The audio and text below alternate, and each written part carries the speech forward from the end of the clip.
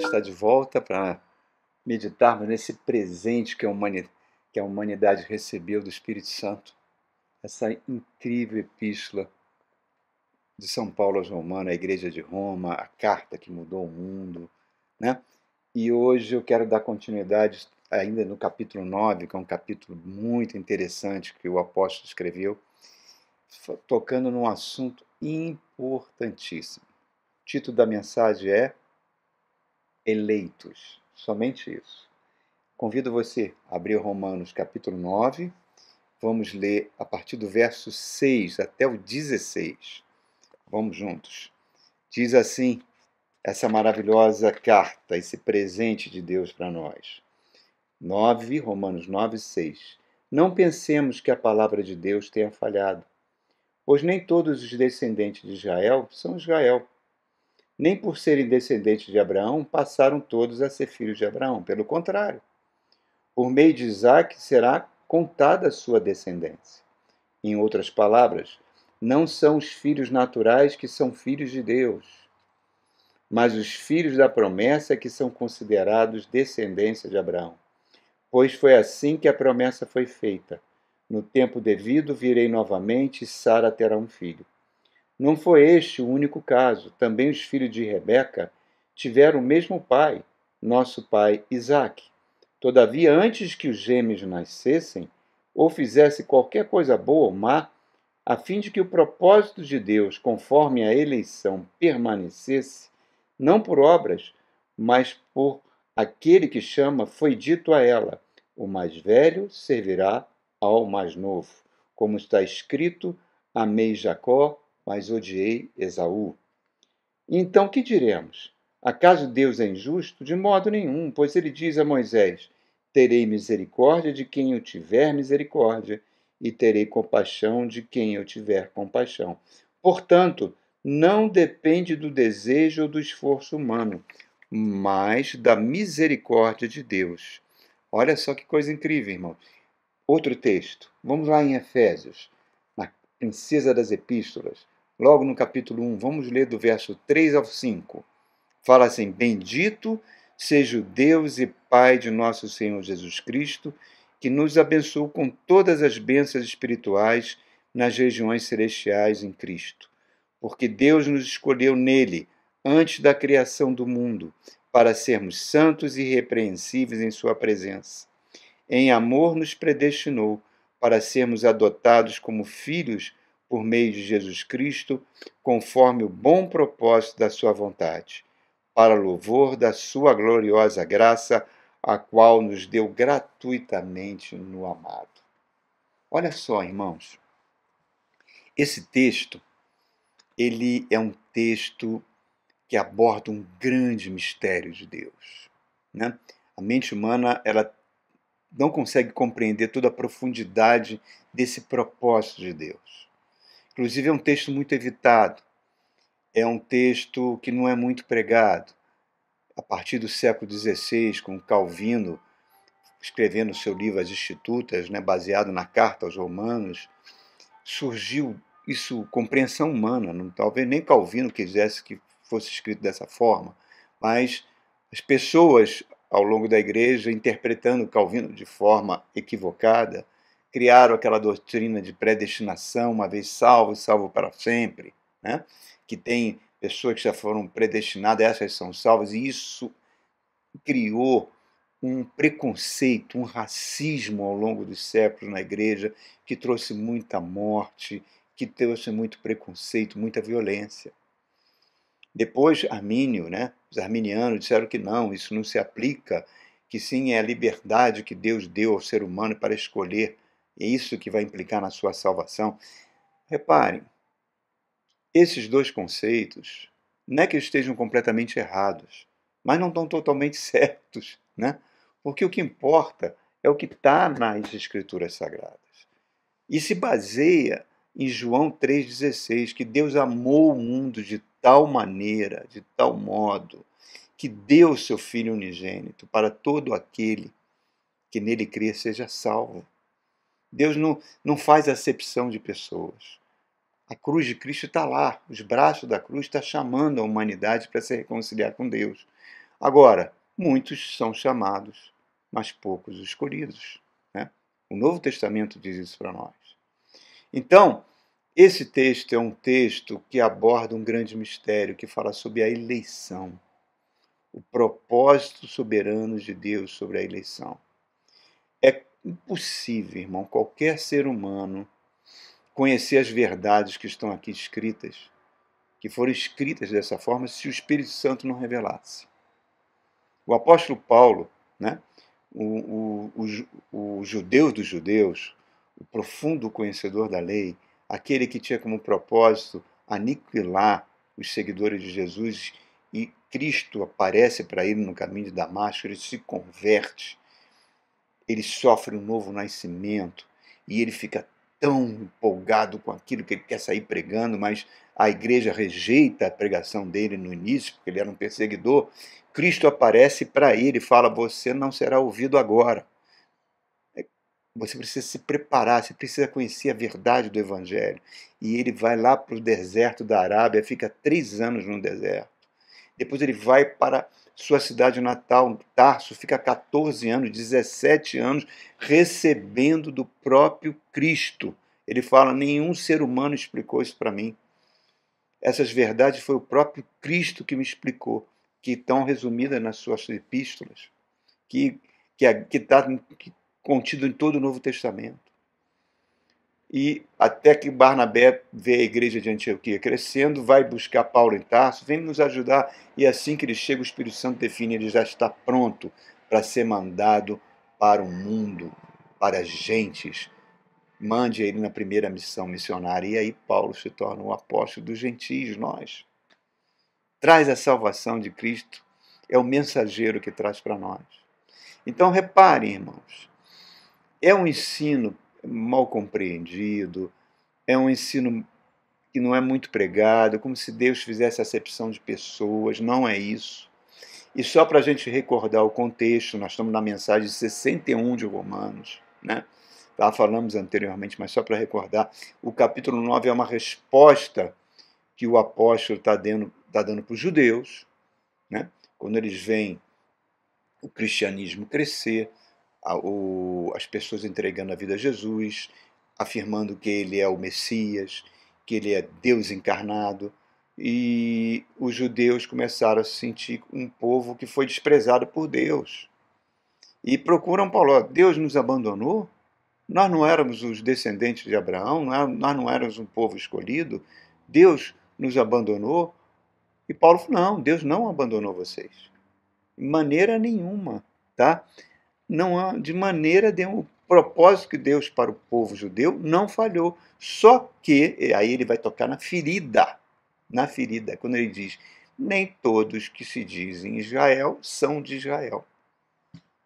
Em outras palavras, nem todos que se dizem judeus, por causa da circuncisão no seu pênis, na aliança com Abraão, são judeus verdadeiros, porque os judeus verdadeiros, Paulo vai dizer em Colossenses, é aquele que sofreu a circuncisão no espírito, não por intermédio de mãos humanas, mas numa operação sobrenatural, quando ele entrega a vida para Jesus Cristo. Esse mesmo princípio pode ser usado para os cristãos. Nem todos que se dizem cristãos são cristãos. Nem todos que estão na igreja, lotando igreja, falando de Jesus, marchando para Jesus, em bancadas evangélicas, pastores dizendo que são de Jesus. Não, são de Cristo. São de aquelas pessoas que só podem dizer que são realmente cristãs, é aquelas que cumprem Romanos 8, verso 14. Todos aqueles que são guiados pelo Espírito Santo de Deus são filhos de Deus. Aqueles que o Espírito Santo veio, transformam o caráter, transforma a pessoa, mesmo com seus pecados, mesmo com suas deficiências de caráter, mas vão sendo transformados paulatinamente na imagem de Jesus Cristo. Isso se chama novo nascimento, isso se chama conversão. Esse é o princípio que rege o Novo Testamento. Então, reparem só, é fundamental que a gente não negligencie as Escrituras Sagradas, não negligencie Romanos, esse capítulo 9. Tem alguns pastores até pastores sérios que falam que Paulo não escreveu isso só para o judeu. Não, não, isso é escrito para nós. Porque se você conhecer os princípios aqui, você jamais vai cair na mão dos lobos. Você jamais vai cair naquelas pessoas que são os falsos mestres, que pregam um falso evangelho, que é tão comum nos dias de hoje, como tem sido comum desde o início da igreja, que é a principal arma do diabo para destruir a vida do povo de Deus, minar a fé. E aí você vai ter condições de entender por que surge tanto escândalos no meio cristão. Romanos 9 está fazendo uma declaração que por gerações Deus está cumprindo o seu propósito. Tá? Deus, qual propósito é esse? O propósito da eleição. E ele começa citando o exemplo de Sara. É lindo, a mente do apóstolo é brilhante, irmãos. Sara, esposa de Abraão, né? Os dois recebem uma promessa que Deus dá para eles, que deles virá o descendente. Fala, ó, conte as estrelas do céu, Abraão. Vê se você consegue contar. Assim será a sua descendência sobre a terra. E Abraão fala para mim, eu não tenho filhos. Sara é velhinha, eu sou velhinho. Mas assim, você não quer entregar isso? Será o meu servo Damasceno? Não, não será. Será. Sara vai gerar uma criança e ele será o descendente. Os anos vão passando. Abraão, naquele momento, fala, tu falaste, Senhor, eu não sei como o Senhor vai fazer. Aos olhos humanos é impossível. Tu falaste, eu creio. Por isso, em Hebreus diz que ele foi justificado pela fé. Então, os anos foram passando, Abraão foi ficando mais velho, Sara cada vez mais velha, sem menor condição de gerar uma gestação, né? Não ovulava mais, era uma anciã, ele já era um homem muito idoso. E aí Sara, então, propôs para ele uma solução. Olha, Abraão, acho que Deus deve estar se esquecendo da gente, está fazendo aí uma galáxia, sei lá. Aqui está essa menina que nós trouxemos do Egito, que o faraó nos deu de presente para me servir. Agar, hoje já é uma mulher. Tenha filho com ela, a criança que nascer eu vou adotar. E ele será o descendente que Deus prometeu. Isso acontece. Abraão vai ter um filho com essa moça, Agar. A criança nasce, ele coloca o nome de Ismael. E Sara ama Ismael. Ismael vai crescendo, até a idade de 12 anos. E aí Deus novamente aparece. E Abraão tem um diálogo com Deus. Fala aqui, ó, Senhor, está aqui meu filho, Ismael, pode abençoar, ele é o herdeiro. Aí Deus fala, não, negativo. Não, Senhor. Eu não falei que o filho tem que ser de Sara? Isso aí é uma relação de vocês. De você, Sara, H. Tem nada a ver. É a criança que vai nascer do ventre de Sara. Aí Sara está atrás da cortina, ouve, e Deus ainda fala, daqui a 9 meses essa criança vai nascer. E acontece um milagre. Uma intervenção sobrenatural de Deus, que aos olhos humanos, lá no ventre de Sara, uma criança é gerada. Essa criança nasce, coloca o nome de Isaac, que significa alegria, sorriso, e a criança começa a crescer, e à medida que ela cresce, o outro filho, Ismael, começa a perseguir a criança, o Isaac. E Sara fica muito zangada com isso, fala para Abraão, manda embora Agar e o seu filho Ismael. Não tem condição de viver junto com Sara. Abraão fica triste, porque é o filho dele, e Deus fala para Abraão, não se preocupe, pode mandar embora. Eu vou cuidar dos dois. Agora, o herdeiro é Isaac. Então, repara tudo isso que nós estamos vendo aqui, né? Uma intervenção milagrosa, não havia aos olhos humanos condições de Sara engravidar. Paulo está falando isso aqui, né? E Isaac é o herdeiro. Olha como tem os paralelos aqui, meu irmão. Repara, Paulo está falando, não é a descendência natural de Abraão que importa, e sim a sobrenatural. A que veio de Sara. É algo sobrenatural, uma ação de Deus no ventre dela. Olha como tem um paralelo com aquilo que que o fariseu Nicodemos, o mestre da lei, vai procurar Jesus à noite, começa a falar: olha, é impossível, Senhor, o Senhor fazer tanto milagre se Deus não estiver contigo. Começa a bajular Jesus, né? E Jesus corta essa conversa e fala o seguinte, na lata: Nicodemos, se você não nascer de novo, você não vai entrar no reino de Deus. Como eu vou nascer de novo? Eu já sou um velhinho, minha mãe já morreu, como é que eu vou entrar na barriga dela? Aquele que não nasce do Espírito não entra no reino de Deus. Aquele que nasce do Espírito, que gera um novo nascimento, torna aquela pessoa nova criatura, um novo ser. É isso que você precisa buscar. Aí sim, você torna-se um filho de Deus e entra no reino de Deus. É a mesma coisa que Paulo está falando nesse processo aqui de Sara. Repara, Romanos 9 está dizendo de forma claríssima que as promessas só se aplicam àqueles que são nascidos do Espírito Santo. Uma intervenção sobrenatural. Não é o natural que importa. O Salmo 139 fala a mesma coisa. O rei Davi fala: na minha gestação da minha mãe, você foi lá no ventre da minha mãe, você viu meus ossos sendo formados, e ali você já me implantou ali dentro. E todos os meus dias já estão contados diante de ti. Mas olha como essas coisas têm paralelo. Olha como a Bíblia tem paralelo sobre isso. Promessas só se aplicam àqueles que são nascidos pela intervenção sobrenatural de Deus.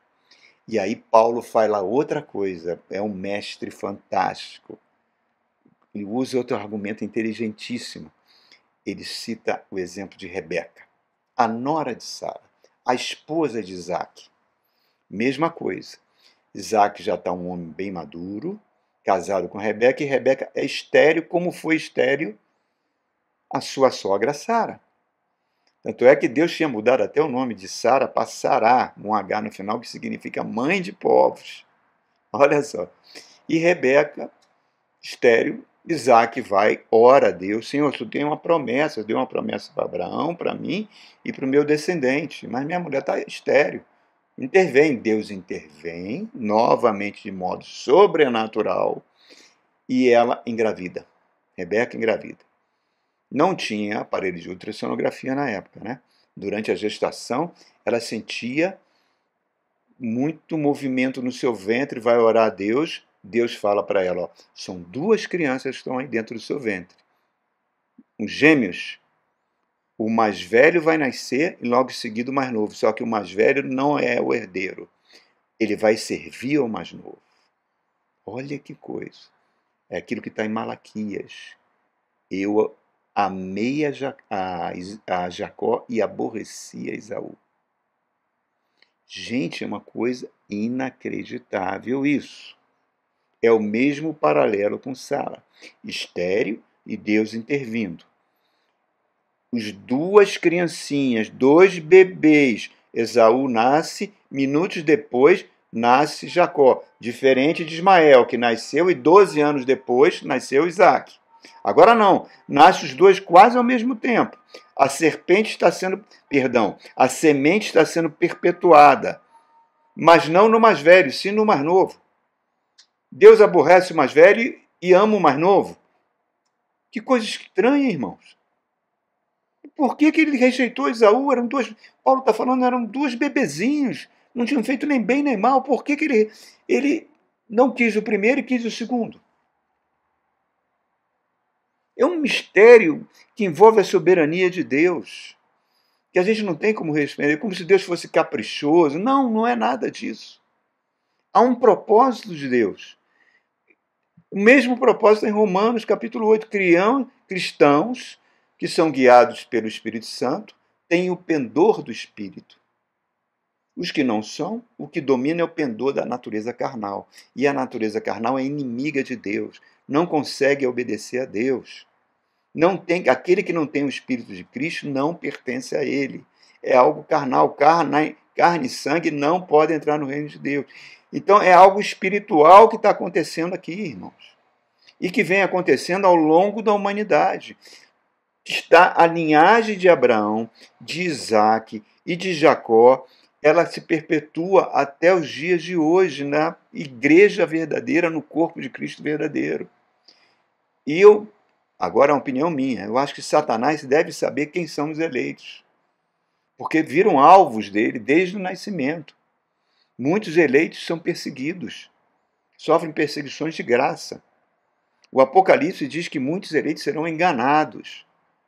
Então, Romanos está dando entendimento para nós que esse povo formado por Deus, né, que tem como Cristo seu Senhor e Salvador, e que o Espírito Santo atua, esse povo já, segundo Efésios capítulo 1, que nós acabamos de ler, aquilo que ele falou, que Deus amou o mundo de tal maneira, não, perdão, Deus nos amou, perdão, eu troquei aqui os versos, antes da fundação do mundo. Olha que coisa incrível. Reparem, nós somos espíritos vivendo num corpo de carne, não é? O corpo de carne vai morrer, nosso espírito não. Então, é como se Deus chegasse antes de nós nascermos, falava, você vai nascer naquela família e você pertence a mim. Olha que coisa inacreditável. Então, olha, vamos avançar mais um pouquinho. Romanos está dando entendimento, que também Gálatas fala de uma maneira clara, quando diz que os filhos da carne vão perseguir os filhos do Espírito. E Paulo cita o exemplo de Ismael, Isaac, de Agar e Sara. Paulo pega Sara e Agar como se fossem duas humanidades, dois tipos de humanidade. Sara é a humanidade da promessa. Agar é a escrava que veio do Egito. E é escrava de quem? Do príncipe desse mundo, é escrava de Satanás. Né? É regida por Satanás. Então, assim como Ismael, filho da escrava, perseguia o filho da luz, as pessoas que nasceram de novo, que são guiadas pelo Espírito Santo de Deus, serão perseguidas. Lembra daquele diálogo fantástico de Cristo com os judeus lá em Jerusalém, que está em João capítulo 8?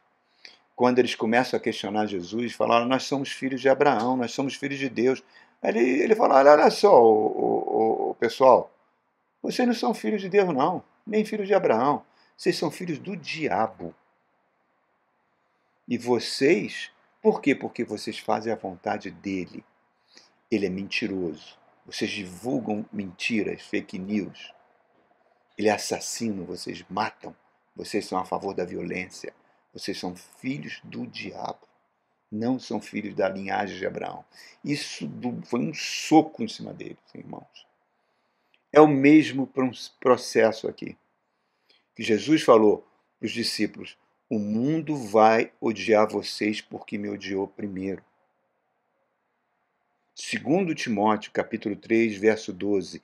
Todos aqueles que quiserem viver piedosamente serão perseguidos nesse mundo. Quem quiser viver o evangelho será perseguido. Porque os filhos de Caim, os filhos de Esaú estão aí. A humanidade escrava de Satanás está aí e vai perseguir os filhos da luz. É o princípio que existe. Então Deus está fazendo uma distinção entre duas humanidades, traçada por ele para cumprir o seu propósito. Por que ele faz isso?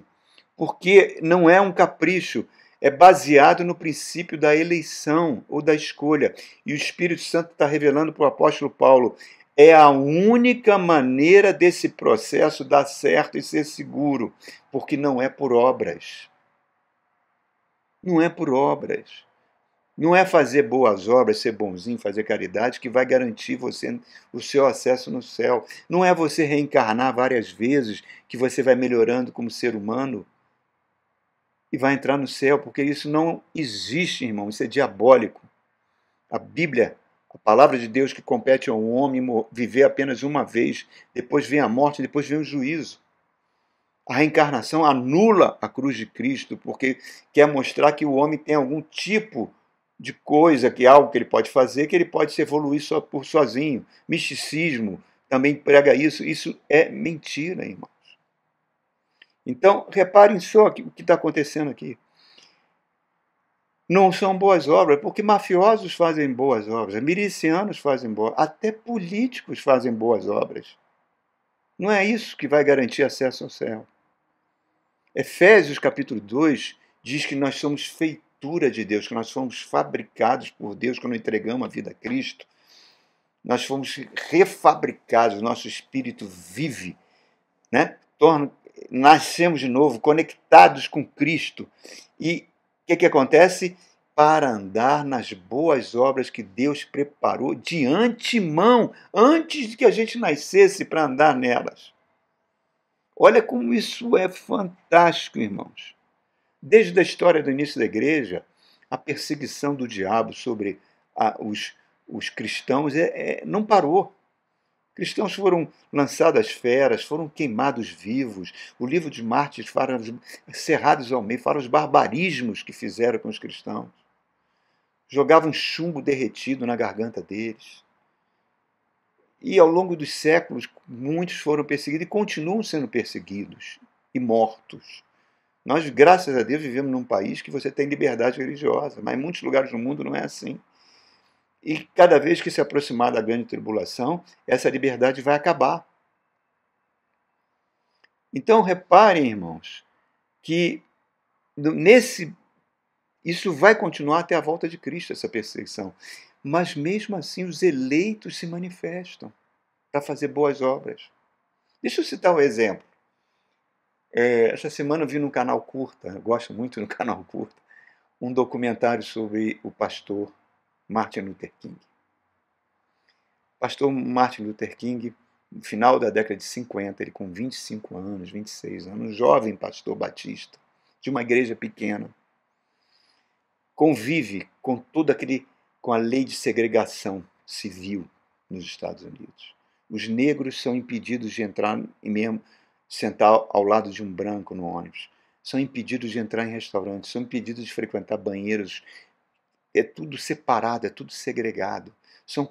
As leis civis consideravam os negros sub-humanos. Não tinham os mesmos direitos. E aquilo incomodou o pastor Luther King de tal maneira, né? Ele fala, quem faz isso são os brancos que se dizem eleitos de Deus, predestinados. Os racismos vêm deles.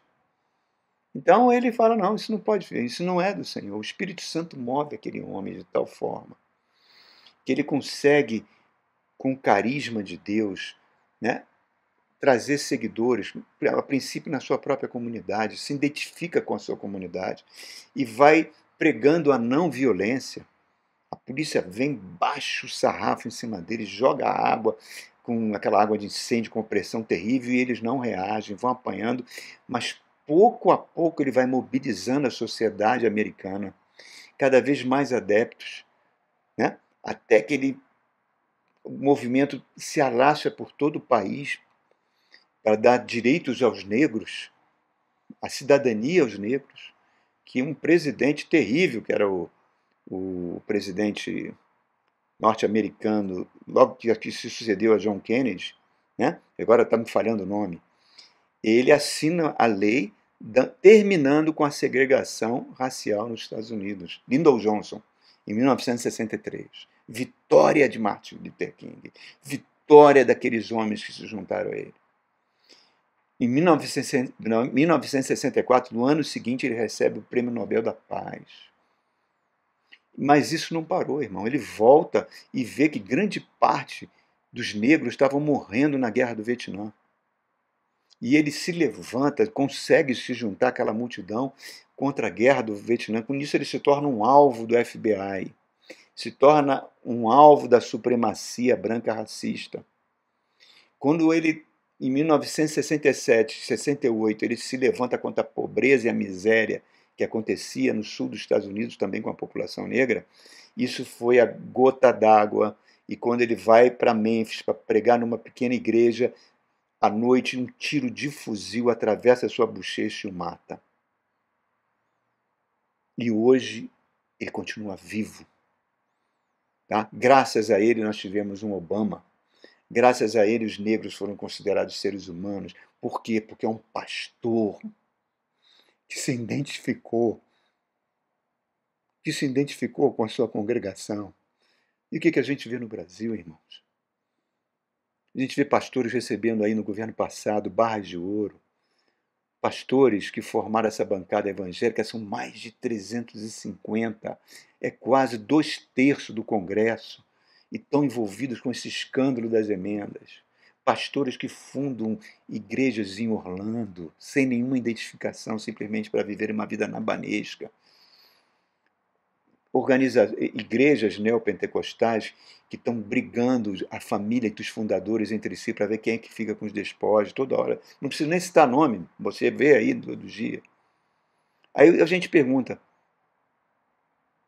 cadê os eleitos de Deus? Como é que a gente entende esse processo? Paulo está dizendo para a gente, nem todos de Israel são de Israel. Nem todos que se dizem cristãos são cristãos. Somente aqueles que têm o caráter de Cristo, que o Espírito Santo vem e transforma. Eu não estou julgando essas pessoas, não sou melhor que essas pessoas.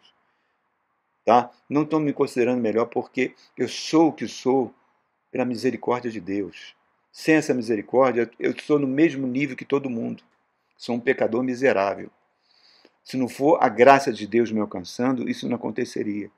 Jesus fala, a árvore se conhece pelos seus frutos. Uma árvore boa não pode dar fruto mau. A pessoa que tem o Espírito Santo, ela pode pecar, pode cair várias vezes, mas ela está buscando o tempo todo, se arrependendo, buscando se transformar na imagem de Jesus. Por isso a gente vai entender os lobos dentro da igreja, o joio, o trigo. Quem são? Não sei, não estou aqui para apontar ninguém. Deus não mandou o seu juiz, nem deu esse. A gente nunca deve fazer isso. Dizer que fulano é joio, fulano é lobo. Não, não. Nunca faça isso. Agora, denuncie, como igreja, o pecado. Denuncie o falso evangelho. Denuncie o falso ensino. É dever da igreja, porque ela é coluna e baluarte da verdade. Eleitos de Deus têm que fazer isso, irmãos. Olha Cornélio, Atos capítulo 10. Um general, matador, soldado, guerreiro. O anjo aparece para ele, olha que privilégio. O Cornélio, suas esmolas chegaram até o céu. Aí eu pergunto, as esmolas, essa bondade do coração de Cornélio de socorrer os pobres, quer dizer, foi as esmolas que subiram até o céu, ou foi o fato de ele já ser um eleito de Deus, ter um coração bom, que levou ele a dar esmolas? Isso é uma questão, irmão. É uma questão. Reparem, Abraão recebeu, em ti serão benditas todas as nações da terra. Muitos dos eleitos de Deus estão em lugares errados, estão com a vida errada, nasceram em lares idólatras, destroçados, muitas vezes sofrem perseguição no próprio lar, mas Deus vai resgatar os seus eleitos. Para isso, a igreja tem que pregar o Evangelho. O Evangelho, que é a pessoa do Cristo, tem que alcançar as multidões. Para que um eleito ouça a palavra e aquela palavra produza vida nele. É a parábola do semeador. Jesus não falou que uns caíram pelo caminho, outras aves do céu comeu, outros não deram bom fruto, outros ficaram com os cuidados do mundo, mas teve um grupo pequeno que a palavra frutificou, são os eleitos de Deus. Tá? Então, não depende de nascimento, não depende de boas obras, não depende de nada disso. Depende que Deus te escolheu antes da fundação do mundo. Jesus falou, as ovelhas que meu Pai me deu, ninguém tira da minha mão. Então, irmãos, Deus produziu Isaac, entre Esaú e Jacó, Deus escolheu Jacó de forma sobrenatural, e essa é a única maneira de produzir o seu povo, é pela fé no Evangelho, segundo a graça, para que esse método não tenha falhas. Jesus falou, haverá um grande banquete no céu, sentarão à mesa com Abraão, com Isaac, com Jacó, pessoas da extremidade da terra estarão naquela mesa. E muitos que se achavam do reino serão lançados fora. Então, irmãos, esse propósito de Deus, ele vai continuar. vai continuar. A gente não sabe quem são os eleitos. Certa vez um pastor chegou para mim e falou assim: "Ô, a sua igreja não é muito grande, seus recursos devem ser muito pequenos", e realmente são. Mas você separa um desses recursos para mandar para uma missão lá na Guiné-Bissau, e aquele missionário, esse tempo todo, só converteu 6 pessoas. Manda esse dinheiro para mim, que só no meu culto da manhã tem centenas e centenas de pessoas. Aí eu falei para ele: olha, quem sabe se aqueles 6 que estão lá na Guiné-Bissau são os eleitos que estão faltando para a volta de Jesus. A gente não sabe, queridos. A gente não sabe. Então, nem todos de Israel são israelitas. Nem todos que se dizem cristãos são cristãos. Se todos de Israel fossem eleitos, não teriam crucificado o Senhor da glória. Paulo fala isso, né? Então o processo de Deus vai continuar, não depende de nós, depende do caráter de Deus, que é firme e sólido. É uma escolha livre e soberana de Deus, sua vontade eterna. Ele escolheu Isaac, não se baseou na preferência de Abraão. Ele escolheu Jacó, não se baseou na preferência de Isaac. Por que Deus faz isso? Porque Deus odeia o mal e odeia o pecado. E Deus não liga para aparências, irmãos. Né? Samuel recebe a ordem para ir na casa de Jessé, ungir um dos filhos, vê aqueles filhos tudo forte, academia, CI, estou brincando, né? Guerreiros, ele fala, é esse, é esse. E Deus fala, não, não é nada disso. Eu não olho a aparência, meu filho. Eu olho o coração, o espírito, o meu, que eu coloquei naquela, quando ele nasceu. Por isso que Deus abomina o aborto. Por isso que Deus abomina o divórcio, o adultério, a pornografia que leva a isso, porque Satanás usa essas armas para destruir o eleito antes que ele nasça. Então, irmãos, é isso que nós estamos vendo. O Romanos está dizendo para a gente que Deus está produzindo um povo para si. É o milagre de Deus, é uma intervenção sobrenatural no processo natural da gestação. Se não fosse assim, esse mundo teria sido já é uma gigantesca Sodoma, e o pecado teria já destruído a humanidade. Tudo já teria. Quando Adão caiu, nós caímos juntos. Romanos 5 diz que todos pecaram, todos foram destituídos da glória de Deus. A morte entrou, não se salva ninguém. Então Deus teve o plano de salvação para que o mundo não fosse destruído, não era pegar os descendentes de Adão e dar uma reformatada neles, não. É fazer um novo homem. 1 Coríntios capítulo 15 diz que Jesus é o segundo Adão. Ele é aquele que vem do céu, e nós estamos sendo formados pela palavra. A palavra é o sêmen de Deus, que traz o DNA de Deus e que nos transforma. Tá? Então, não é perdoar alguns da velha raça, não, e sim a produção de uma nova humanidade. 1 de Pedro diz, vocês são geração santa, povo escolhido de Deus. É o novo Israel de Deus. Oséias disse, Deus fala para Oséias, aqueles que não me buscaram, aqueles que são não povo, serão o meu povo escolhido. Não sabemos quem são. Não sabemos, tá? Só sei que Deus usa um processo natural na reprodução da forma sobrenatural. Então, queridos, Ele nos escolheu. Se você tem o Espírito Santo, se você ama essa palavra, se você ama Jesus, você é um eleito. Você foi escolhido antes da fundação do mundo. Não é isso que fala Romanos 8? Digamos, eu não sei seu nome, digamos que seu nome seja Pedro. Vamos lá, Joaquim. Você que está me ouvindo. Tem um Joaquim aí. Você nasceu de novo, Jesus te escolheu.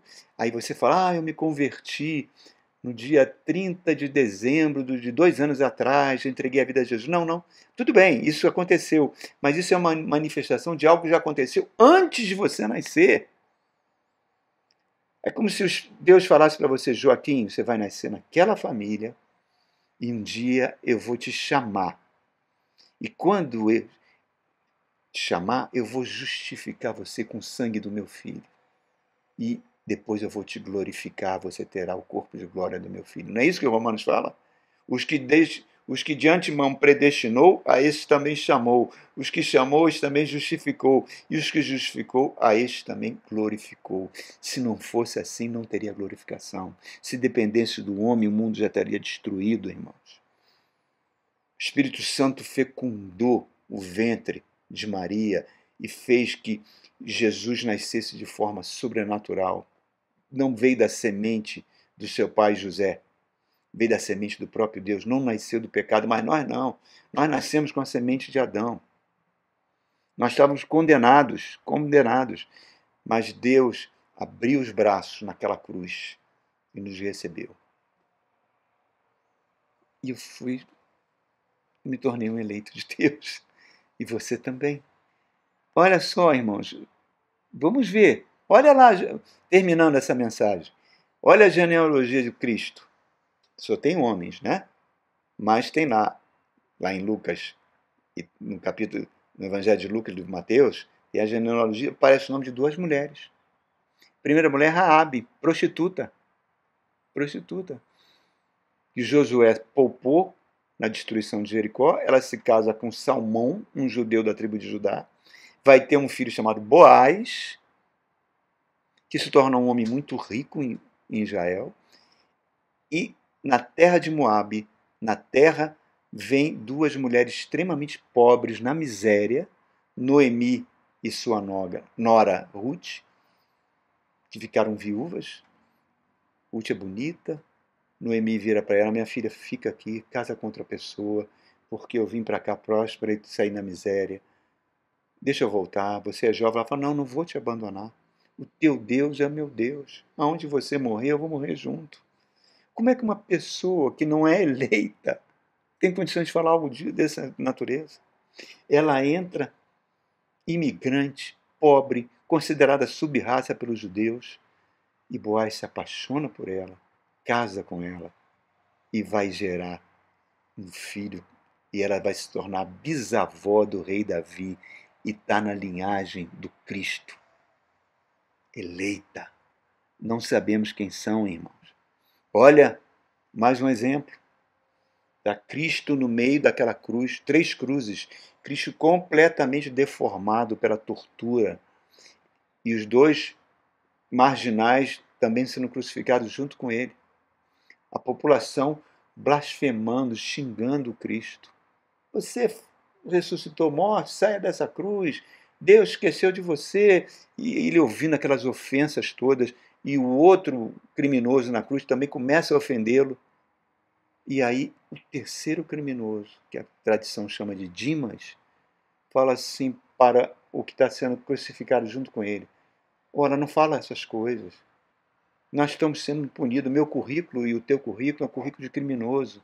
Nós estamos recebendo a justa pena pelo mal que nós fizemos, pelos crimes que cometemos. Mas esse aqui não fez nada. Não fez nada. E ele se vira para aquele homem deformado pela tortura, com aquela coroa de espinhos, vira para ele, e só um eleito teria condições de falar o que ele falou. E fala: Jesus, lembra de mim quando chegares no teu reino. Aquilo é um soco poderoso em cima de Jesus. Jesus olha para aquele homem e fala: hoje mesmo você vai estar comigo no paraíso. Currículo todo ruim, uma vida de crimes, uma vida toda errada, mas um eleito, aquele que Deus predestinou, chamou, naquela hora ele é justificado pelo sangue de Cristo. E um dia nós vamos encontrar com ele com um corpo de glória. Então, meus queridos, conclusão. Já falei isso várias vezes, né? Mas o texto é muito profundo e muito lindo. Conclusão. A humanidade, a linhagem de Caim. Tem um cantor famoso que diz que é da descendente de Caim, não sabe o que está falando. Essa descendência de Caim, essa genealogia de Caim, se você vê lá, Caim foi o primeiro assassino, depois seus descendentes foram genocidas, criminosos, homens violentos, homens de guerra, que levaram a humanidade a tal nível de pecado que Deus se arrependeu e mandou o dilúvio. Depois tiveram os descendentes de Esaú, os edomitas, que eram um povo terrível, quis a destruição de Israel. Então você vai entendendo que Deus divide sim a humanidade em dois grupos. Divide, mas não por acepção de pessoas. Não por acepção. E sim pela eleição. Então, você, meu querido, não se ache feio, não se ache inferior a ninguém. Entre de cabeça erguida em qualquer lugar. A beleza não está no nosso corpo, nosso corpo está envelhecendo, está no nosso espírito que nasceu de novo. Você é um dos remanescentes, você é um daquele que o profeta Miqueias fala que os eleitos de Deus são como um orvalho na terra seca, né? Eu, você e todos esses que amam o Evangelho, né? Isaac, Jacó, profeta Jeremias, os profetas bíblicos, os apóstolos Paulo, os outros apóstolos, todos os outros cristãos que amam o Evangelho, tá? Nós não sabíamos que éramos assim, não sabíamos que éramos diferentes, não pertencemos a esse mundo, irmão. Antes de nascermos, Deus já nos conheceu. Somos diferentes, sim, somos diferentes. Fazemos parte da nova família de Deus, onde haverá uma nova e perfeita humanidade cujo Cristo será o cabeça e nós o corpo. Cristo é o primogênito de muitos irmãos. Ele é o último Adão. Louve a Deus. Este é seu plano. Você é. Agora, não porque um evangélico, um pastor coaching falou para você, não. Você realmente é um vencedor porque você é um escolhido de Deus. Amém? Que mensagem, irmão. Que texto poderoso é esse de Romanos. Fique com Deus e até o próximo encontro.